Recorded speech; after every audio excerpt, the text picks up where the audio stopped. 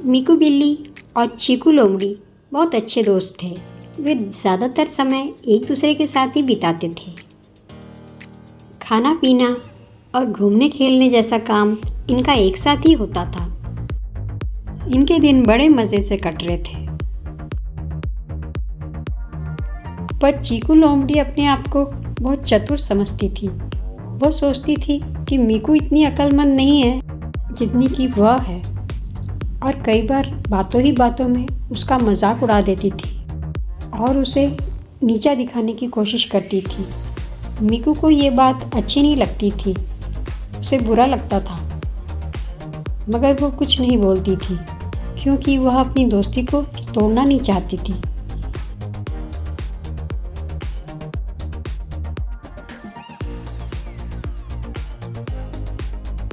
एक दिन वे दोनों कहीं घूमने चले जाते हैं। घूमते घूमते थक जाते हैं तो एक पेड़ के नीचे बैठ जाते हैं और बातें करने लग जाते। चीकू बोलती है, मीकू बताओ, अगर कोई शिकारी किसी जानवर को मारने आए तो उसे अपने आप को बचाने के लिए क्या करना चाहिए?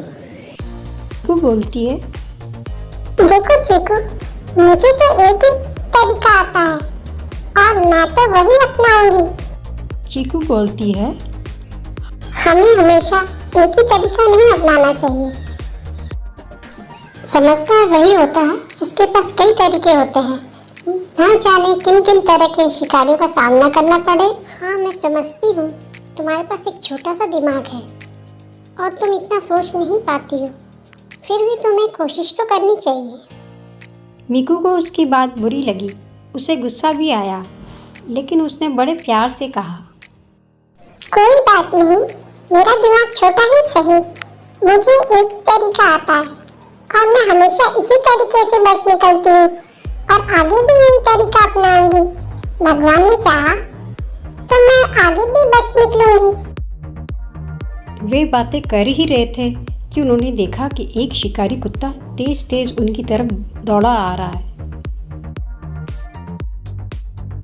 मीकू बिल्ली तो फटाफट तेजी से दौड़कर पेड़ पर चढ़ गई। उसे तो यही एक तरीका आता था। मगर चीकू तो सोचने लगा कि क्या करूं। इतनी देर में शिकारी कुत्ता चीकू के पास आ गया और झपट्टा मार के उसके टुकड़े टुकड़े कर दिए।